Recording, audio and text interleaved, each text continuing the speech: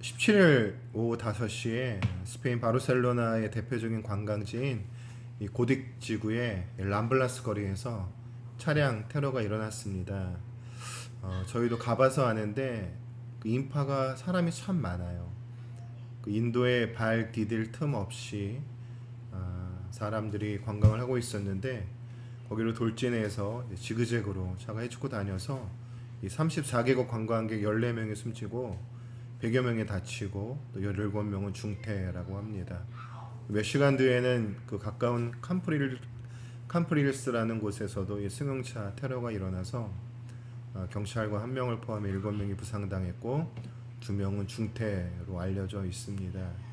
IS의 소행이라고 하는데요. 이런 일들이 끊임없이 일어나는 것을 보고 참 마음이 아픕니다. 이 시간에 우리 그 희생당한 이들과 그들의 가족을 위해서 또 중태에 빠져 있는 분들의 회복을 위해서 또 이 지구상에 참 평화가 오기를 바라며 우리 잠시 침묵하며 기도하도록 하겠습니다.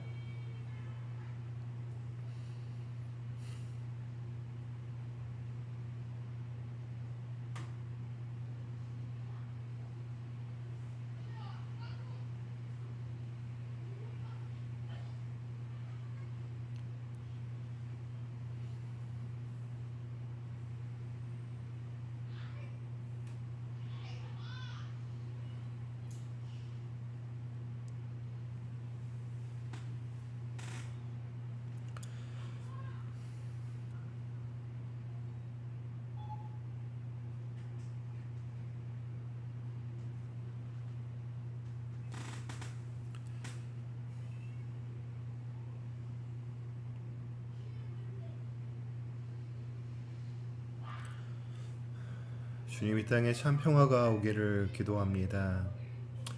정말 우리가 서로를 향한 적대감을 내려놓고 서로를 긍휼히 여기며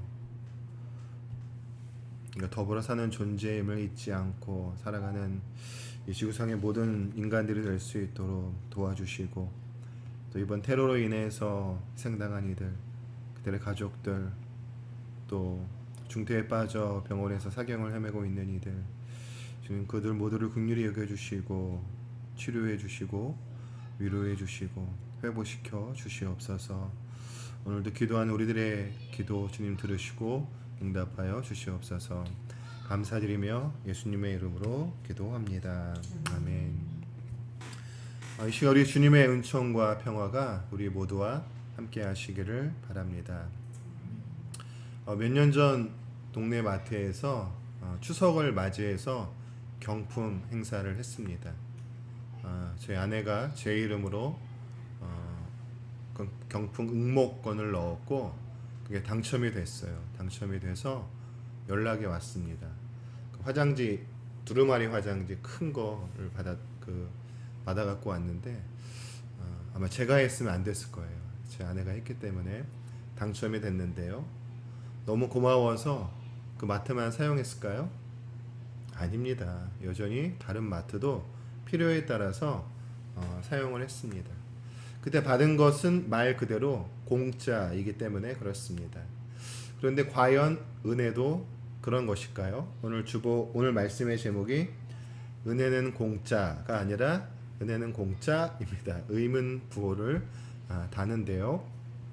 우리가 값없이 주어지는 은혜라고 표현을 합니다. 그런데 정말 아무런 조건 없이 그 은혜를 우리는 받기만 하면 되는 것이겠습니까? 오늘 본문 8절을 함께 읽어보겠습니다. 시작. 여러분은 믿음을 통하여 은혜로 구원을 얻었습니다. 이것은 여러분에게서 난 것이 아니요 하나님의 선물입니다. 우리가 익히 잘 아는 말씀입니다. 그런데 이 말씀을 우리가 오해해서 참된 은혜의 의미를 또한 오해하게 되었습니다.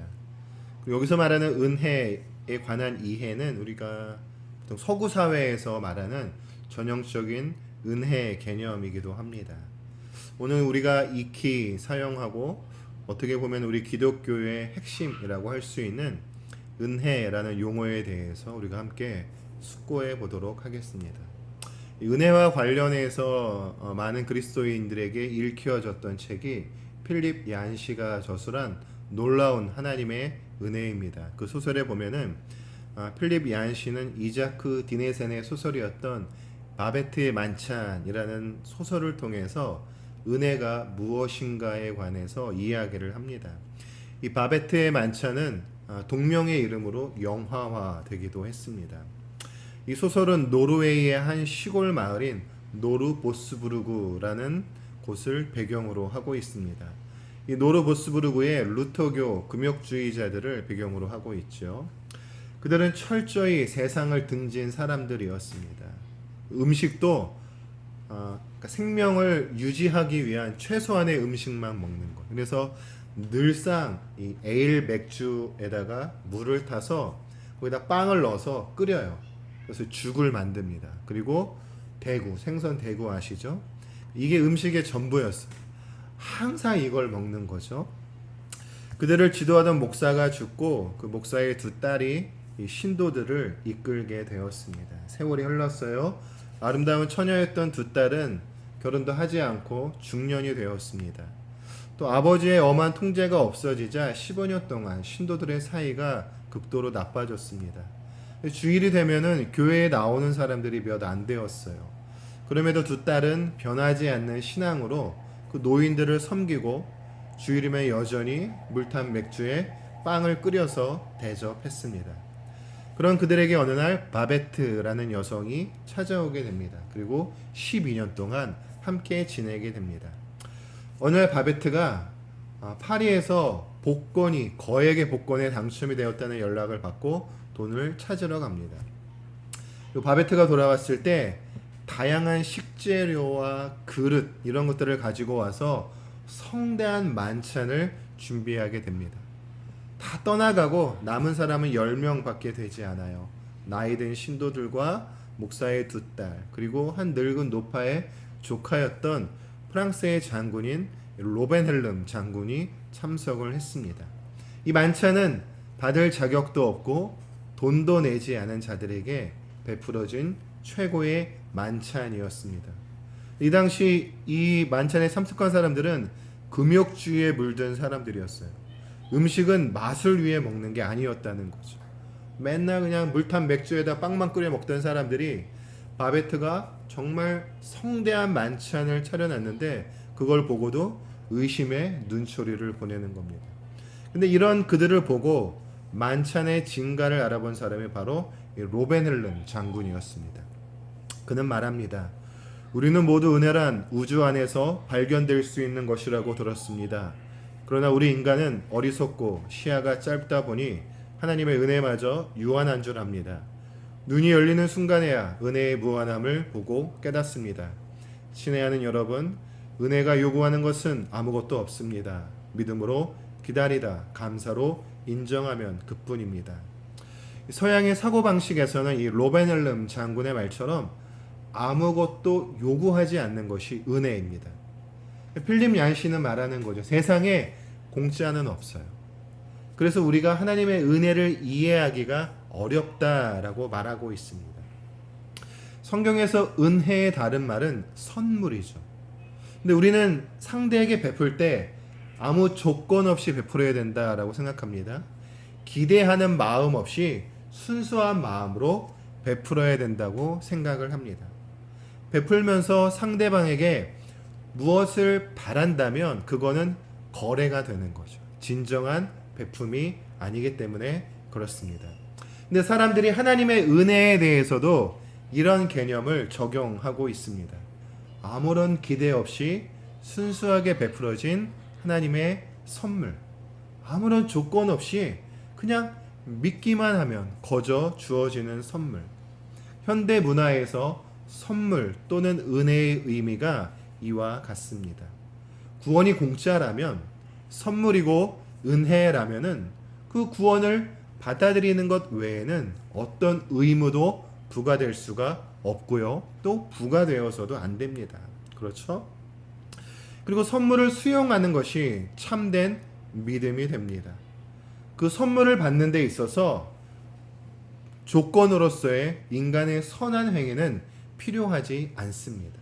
즉 선행은 구원에 기여할 수가 없습니다. 오직 하나님의 은혜로 구원받는 것이지 인간의 행위로 구원받는 것이 아니기 때문에 그렇습니다. 맞는 말입니다. 그런데 이런 은혜는 성경에서 말하는 은혜에 관한 올바른 이해가 아닙니다. 사실 성경에 조건 없는 은혜는 없어요. 아무런 기대 없이 그저 순수하게 베푸는 것을 선물이라고 본다면 하나님께서 우리에게 주시는 구원은 절대로 선물이 아니라는 거죠. 절대로 공짜가 아닙니다. 성경에서 구원의 선물, 은혜는 공짜가 아니라 어떻게 보면 일종의 투자라고 할 수가 있습니다. 하나님과 우리의 관계를 언약적인 관계라고 할 수가 있습니다. 이런 하나님과 인간의 언약적인 관계에서 하나님께서 인간에게 주시는 그 은혜, 그리고 그 언약의 조항을 실천하는 인간이라는 개념에서 우리가 이해해야 된다라는 거죠. 우리가 대표적으로 말할 수 있는 게 시내산 언약인데요. 하나님과 출애굽한 이스라엘 백성들이 맺은 언약이죠. 시내산에서 맺은 언약입니다. 하나님은 이스라엘의 하나님이 되고 이스라엘은 하나님의 백성이 됩니다. 이것이 바로 그 언약의 내용이죠. 그런데 조건이 있습니다. 그 조건이 뭡니까? 쌍방 간의 관계에 충실해야 된다라는 거죠. 아브라함과 맺은 언약도 마찬가지입니다. 이것을 인간에게 보이신 하나님의 호의라고 이야기를 합니다. 좋은 의도라는 거죠. 하나님께서 이스라엘에게 또 우리 인간들에게 호의를 베푸실 때에는 철저한 청산을 요구하십니다. 씨 뿌리는 자의 비유 여러분 아시죠? 그것은 열매를 목적으로 하고 있습니다. 불의한 청직의 비유나 달란트 비유, 문화 비유에서도 받은 은혜에 대해서 합당한 반응이 있어야 된다라는 거죠. 주인이 와서 어떻게 합니까? 내가 맡긴 달란트와 문화에 대해서 철저한 정산을 강조하고 있다는 거죠. 은혜가 공짜라면, 조건 없이 주는 것이라면 그 은혜는 어떻게 사용하든 상관하지 말아야 됩니다. 그렇지 않습니까? 조건 없이 주었으니까 이미 준 순간 그거는 받은 사람의 의지에 달려있기 때문에 그래요.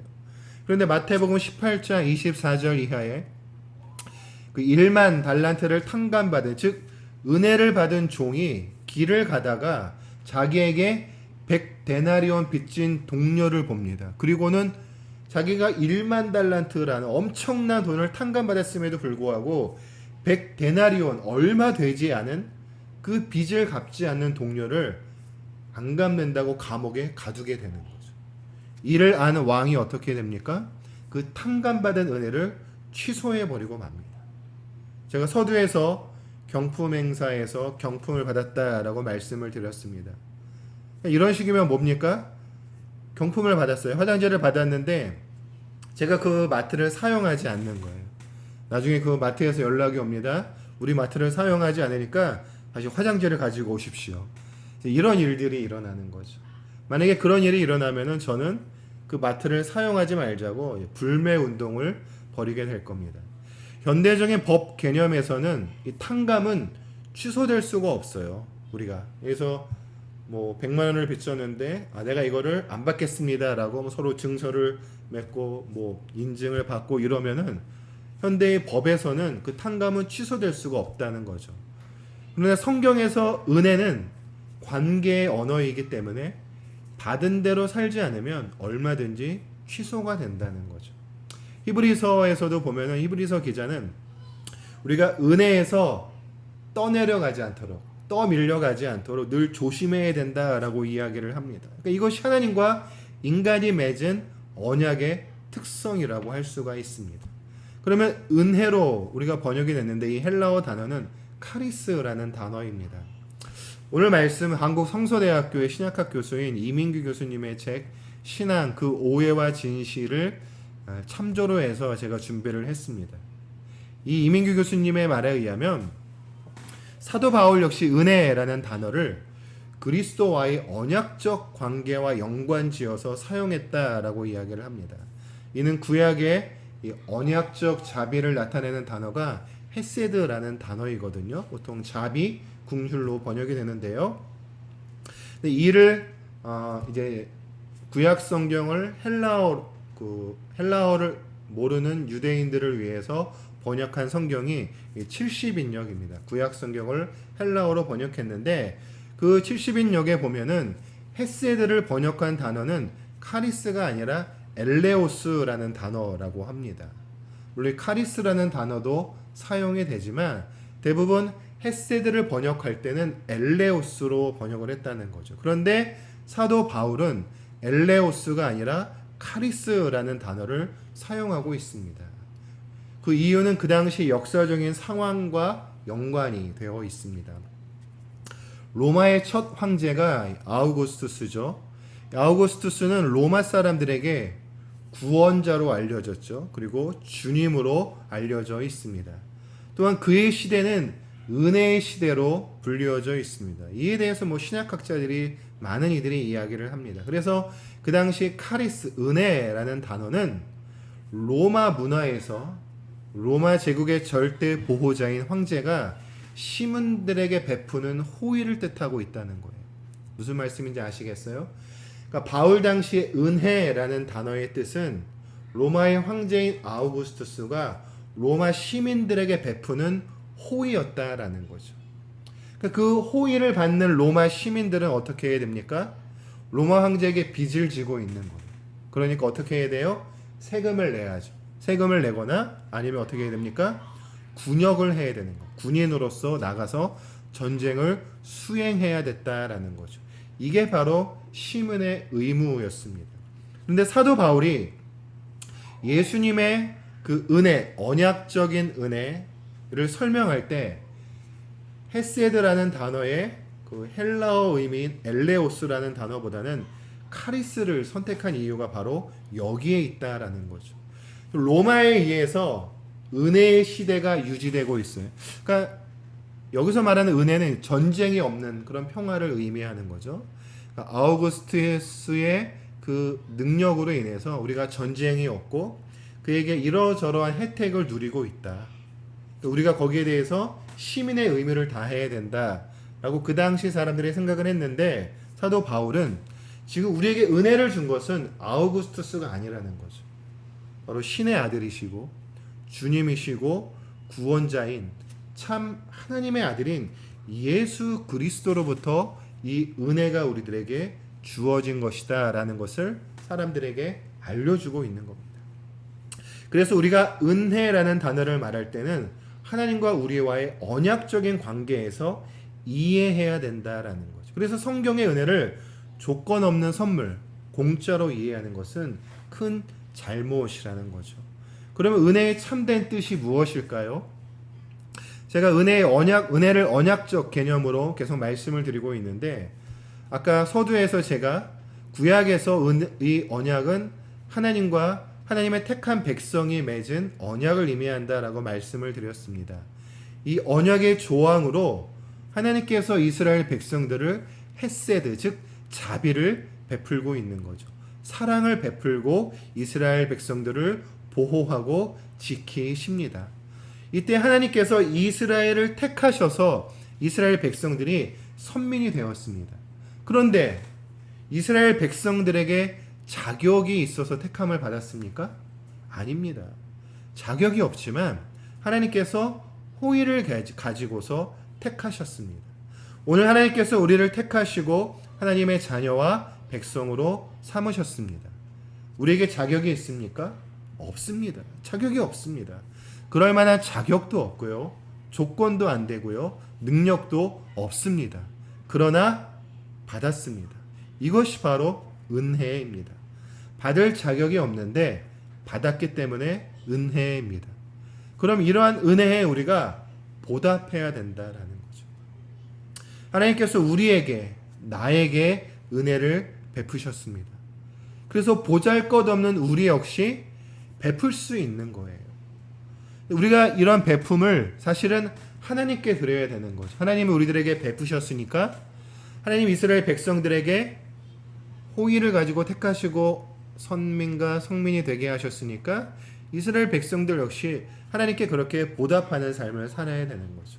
오늘도 하나님께서 우리에게 그것을 원하시는데 하나님께서는 하나님 당신에게 베풀기보다는 누구에게 베풀기를 원할까요? 우리 이웃들에게 베풀기를 원하고 있는 거죠. 마태복음 22장 37절 이하를 우리가 위대한 계명이라고 하지 않습니까? 주님께서는 우리가 하나님을 사랑하기를 원합니다. 그런데 그 사랑은 이웃을 사랑함으로 인해서 표출이 되는 거죠. 은혜 받은 사람만이 은혜를 베풀 수가 있습니다.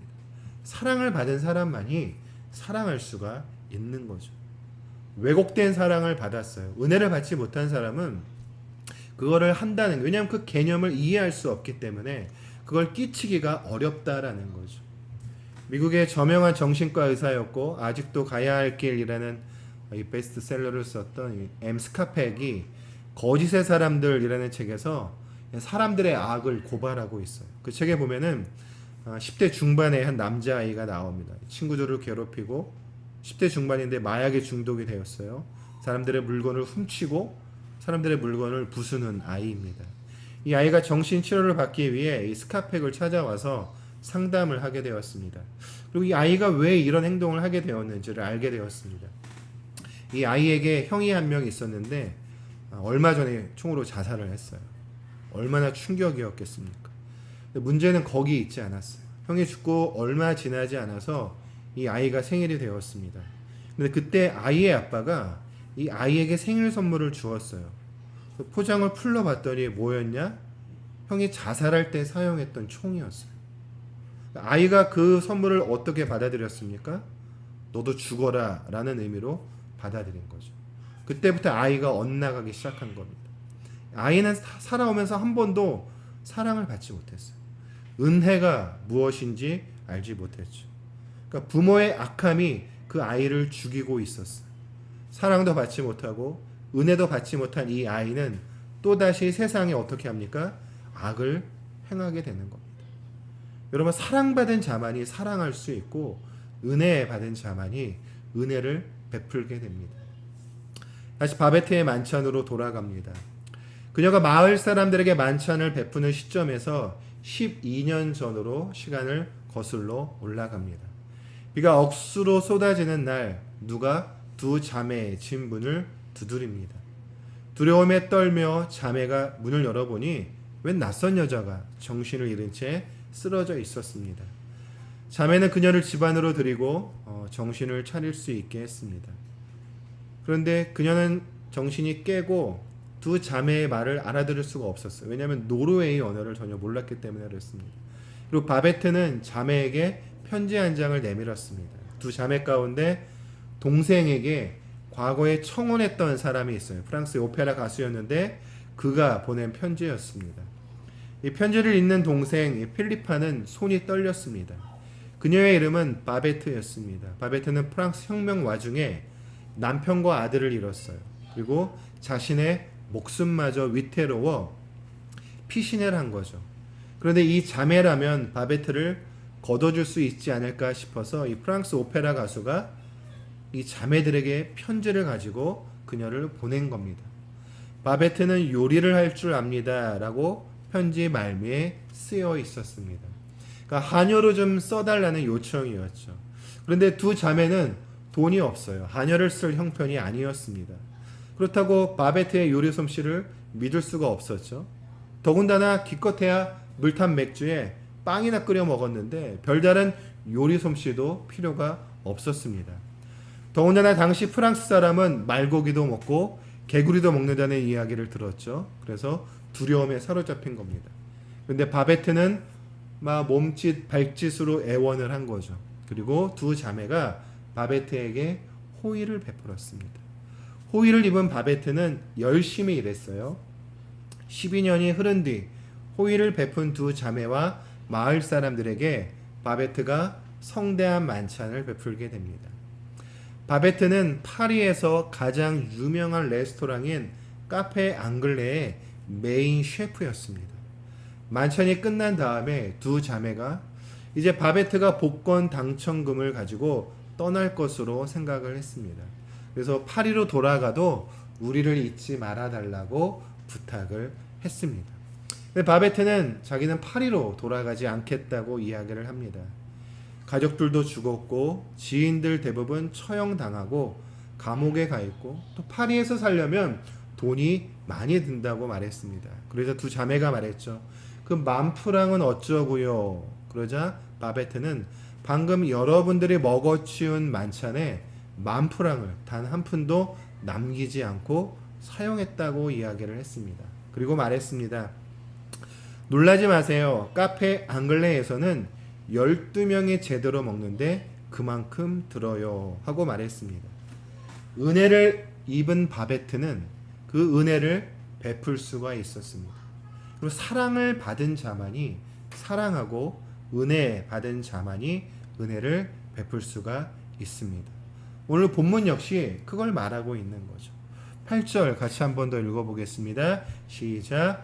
여러분은 믿음을 통하여서 은혜로 구원을 얻었습니다. 이것은 여러분에게서 난 것이 아니요 하나님의 선물입니다. 자, 하나님께서 먼저 선물, 즉 은혜로 구원을 주셨습니다. 다시 말해 하나님의 은혜로 우리가 구원을 받았죠. 본문의 말씀 여기서 끝나지 않습니다. 9절 10절 같이 읽어볼까요? 시작. 행위에서 난 것이 아닙니다. 그러므로 아무도 자랑할 수 없습니다. 우리는 하나님의 작품입니다. 선한 일을 하게 하시려고 하나님께서 그리스도 예수 안에서 우리를 만드셨습니다. 하나님께서 이렇게 미리 준비하신 것은 우리가 선한 일을 하며 살아가게 하려는 것입니다. 그 은혜의 조건은 먼저 9절에서 자랑하지 못하게 함이고 10절에서는 선한 일을 행하게 하려는 것입니다. 우리가 이렇게 교회 안에 참 많은 직분이 있어요. 그렇죠? 저는 뭐 목사고 우리 설 목사님도 계시고 우리 두 분은 뭐 직분은 따로 받지 않으셨겠지만 장로도 있고 권사도 있고 집사도 있고 참 많은 역할들이 있지만 그 모든 직분은 우리가 잘나서 받은 게 아니라는 거죠. 뭐 몇만 명 모이는 교회의 담임 목사, 거기에 장로, 그들이 잘나서 거기 이른 게 아니라는 거죠. 우리가 구원받은 건 자랑하지 못하게 하기 위해서 베푸신 은혜라는 거죠. 더 나아가 그것은 선한 일을 행하게 하기 위해서 우리에게 구원을 주셨다라는 것. 우리 사랑하는 주춧돌 모임의 지체 여러분, 성경의 은혜는 현대인들이 생각하는 조건 없는 공짜가 아니라는 거죠. 받을 자격이 없는 죄인이 믿음으로 값없이 받게 되는 하나님의 투자라는 거죠. 하나님의 모든 것들을 그나밖에 없는 아들을 우리를 믿고서 십자가에 달려 죽이셨다라는 거죠. 이재철 목사님이 자주 사용하시는 말 가운데 한 구절이 뭐냐면은 인간의 믿음이 있기 이전에 하나님의 믿음이 있었다라는 거죠. 그 믿음이 있기 때문에 하나님 스스로 십자가에 달려 죽으셨고 우리가 그 하나님을 믿을 수 있게 되었다라는 거죠. 그렇게 보자면 하나님께서 우리에게 투자하신 거죠. 우리에게 은혜는 선한 일을 하지 않아도 구원받도록 주어진 게 아니라는 거예요. 선한 일을 하게 하려고 오늘 우리들에게 주어졌습니다. 은혜를 구원받았다고 해서 아무것도 하지 않으면 구원에서 떨어져 나가게 됩니다. 하나님의 은혜는 오늘 우리에게 선한 삶을 요청합니다. 선한 삶이란 우리가 받은 은혜대로 그 은혜를 베풀라는 겁니다. 바베트가 자신이 얻게 된 그 10,000프랑 전부죠. 그 전부를 자기가 은혜를 받았으니까 은혜를 베푼 이들에게 다시 베푸는 것처럼 오늘 우리가 하나님께 받은 그 은혜를 우리 주변에 있는 이웃들에게 우리가 베풀어야 된다라는 거죠. 그리고 우리가 베푼 그 은혜는 나중에 철저하게 정산된다라는 거죠. 예수님께서 나중에 오셔서 우리를 양과 염소로 나누지 않습니까? 정산하는 겁니다. 너희가 은혜를 받았는데 그 은혜를 가지고 어떻게 살았냐? 너희 주변에 가장 연약하고 소외되고 부족한 이가 난데 과연 나에게 어떻게 대했냐를 가지고 그 모든 것들을 정산하게 된다는 거죠. 우리가 은혜를 받았습니다. 우리가 은혜를 베풀고 살아가게 되기를 바랍니다. 그러니까 베풀 자격 없는 우리를 하나님께서 긍휼히 여겨주셔서 우리에게 은혜를 주셨지 않습니까? 동일하게 우리 주변에 약하고 연약한 소외된 이들을 향해서 우리가 받은 은혜를 베푸는 우리가 되기를 바랍니다. 우리가 하나님께 사랑을 받았으니까 우리도 그들을 좀 사랑하는 우리 모두가 되기를 바랍니다. 그들은 참 그러니까 물질적으로 연약한 사람이 될 수도 있을 거예요. 그렇죠? 그러나 또 정서적으로도 연약한 자들이 있을 거예요. 아까 제가 이 스카펙 예를 든 것처럼 뭐 재정적으로는 급함이 없어도 그 아이는 정서적으로 메말라 있는 거죠. 우리가 그들을 또 사랑하는 건 역시 우리가 받은 사랑을 또 사랑으로 베푸는 그 한 예가 될 수 있다고 저는 생각을 합니다. 물질, 정서적으로, 환경적으로 연약한 가운데는 이들을 동일하게 또 우리가 은혜를 베풀고 그들을 사랑하는 우리 모두가 되기를 바랍니다. 아멘.